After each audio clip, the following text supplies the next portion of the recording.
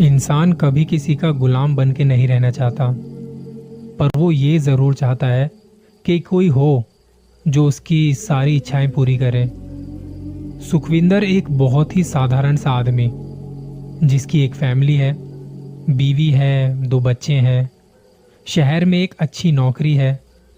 इसे जिंदगी से और कुछ नहीं चाहिए, पर उसकी बीवी को बहुत कुछ चाहिए। मेरी बीवी से किसी ने कहा था कि अगर जिन को काबू में कर लिया जाए तो इसके जरिए अपने हर तरह के काम करवा सकते हैं। ना जाने उसके मन में क्या आया, उसने जिन को काबू करने के लिए अलग अलग तरह की किताबें पढ़नी शुरू कर दी। इस हरकत के पीछे उसकी एक सहेली का हाथ था और इसके बारे में मुझे दूर दूर तक पता नहीं था। एक दिन जब ऑफिस से घर आया तो अपनी बीवी में कुछ अजीब और अलग सा देखा। आमतौर पर जब मैं ऑफिस से घर आता तो वो मुझे पानी पिलाती। ज्यादातर वो इस वक्त किचन में बिजी होती थी, लेकिन इस बार कुछ अलग था। जब मैं घर आया तो बेटी ने घर का दरवाजा खोला। बेटी ने कहा, पापा, मम्मी बहुत ही अलग तरह का और अजीब तरह का बर्ताव कर रही है। ये सुनकर मुझे लगा पता नहीं क्या बात है। जब मैं उसके पास गया तो देखा उसने अपने बाल खोले हुए हैं और मेकअप भी किया हुआ है। मैंने पूछा कि बात क्या है, आज तो तुम बहुत अच्छे से तैयार हो रही हो, कहीं पार्टी वार्टी में जा रही हो क्या? तो उसने मेरी बात का कोई जवाब नहीं दिया और मुझे अजीब सी निगाह से देखना शुरू कर दिया। वो कहने लगी, इसने मुझसे वादा किया है कि जो मैं कहूंगी वो हो जाएगा। मैंने कहा, किसने तुमसे ये वादा कर लिया? तो कहने लगी, वो मैं ही हूं और मैंने ही वादा किया है। मेरी समझ में कुछ आ नहीं रहा था कि ये सब क्या हो रहा है। तब मैंने बात को थोड़ा घुमाने के लिए कहा, आज खाने में क्या बनाया है? बहुत भूख लगी है, ऑफिस में बहुत काम था। तब उसने जवाब दिया, आज तुम्हारी पसंद का मूंग दाल का हलवा बनाया है, खाओगे? मैं थोड़ा हैरान था क्योंकि मेरी बीवी को हलवा बनाना तो आता ही नहीं था। मैंने अपनी सासू माँ को फोन किया और उनको सारी बात बताई। उनका घर हमारे घर के पास में ही था। आधे घंटे के अंदर वो हमारे घर भी आ पहुंचे। मैंने कहा, माँ जी देख लो, आज ये कुछ अजीब और अलग सा बर्ताव कर रही है। तो मेरी सासू माँ ने मुझे बताया, पिछले हफ्ते भर से वो मेरे घर पे आ रही है। वहां के गेस्ट रूम को लॉक कर लेती है और फिर कुछ पढ़ती रहती है। मैंने पूछा, कब आती है? माँ ने बताया, बच्चों को स्कूल छोड़ने के बाद। मैंने कहा, आपने कभी पूछा नहीं उनसे कि ये क्या कर रही है? माँ ने बताया, मैंने पूछा था। इसने कहा था कि जिन को काबू करने के लिए मैं ये सब कर रही हूं। मैंने पूछा, जिन क्या होता है? तो कहने लगी, एक ऐसी ताकत जो आपकी सारी ख्वाहिशें चुटकी में पूरी कर सकती है। आज जब घर से गई थी तो ठीक थी, अब पता नहीं क्या हो गया इसे। हम दोनों मेरी बीवी के पास गए और उससे पूछा, तुमको पता है हम कौन है? इसने अपने माथे पर हाथ रख के कहा, तुम इसके पति हो और ये जो औरत खड़ी है ना, वो इसकी माँ है। हम दोनों उसका जवाब सुन के दंग रह गए। मैंने कहा, मेरी बीवी कहाँ है? उसने जवाब दिया, वो मेरे पास है। मैंने कहा, तुम कौन हो? मैं इसकी ताकत हूं।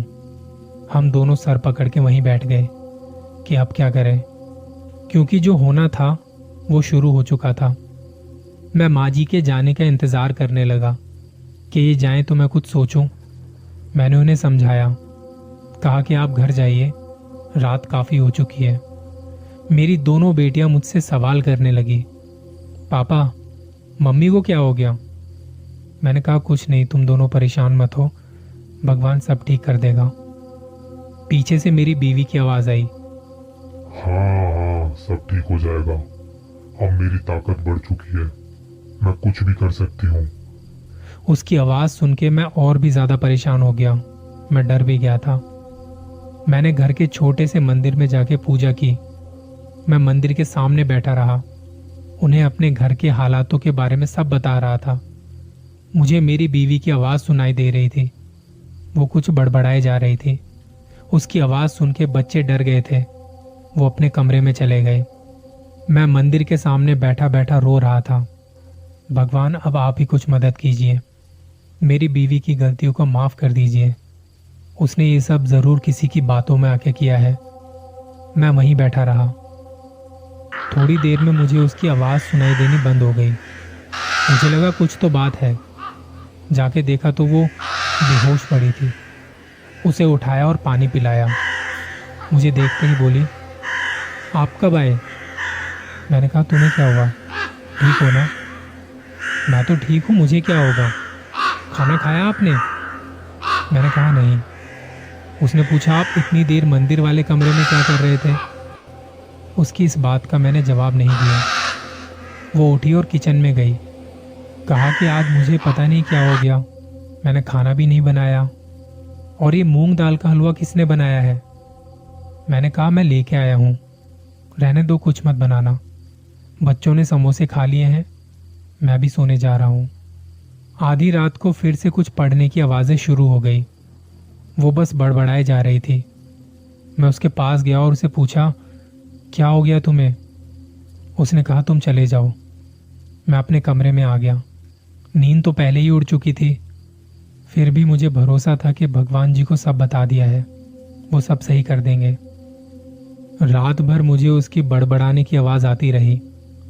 पता नहीं मेरी आंख कब लग गई थी। जब आंख खुली तो देखा कि मेरी बीवी बाहर सोफे पर सो रही थी। मैंने बच्चों को तैयार किया, खाना बनाया और उन्हें स्कूल भेज दिया। ऑफिस से छुट्टी ले ली थी। वो शाम तक सोफे पे ही सोती रही।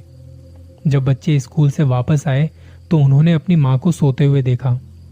उन्होंने मुझसे पूछा, पापा, मम्मी को क्या हुआ है? वो ठीक नहीं है ना? मैंने कहा, हाँ, उसकी तबीयत ठीक नहीं है, हो जाएगी ठीक, तुम चिंता मत करो।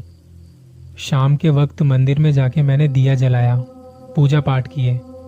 मेरी बीवी तभी उठ के मंदिर वाले कमरे तक आई और मेरे साथ बैठ गई। हम दोनों का ध्यान बस मंदिर की तरफ था।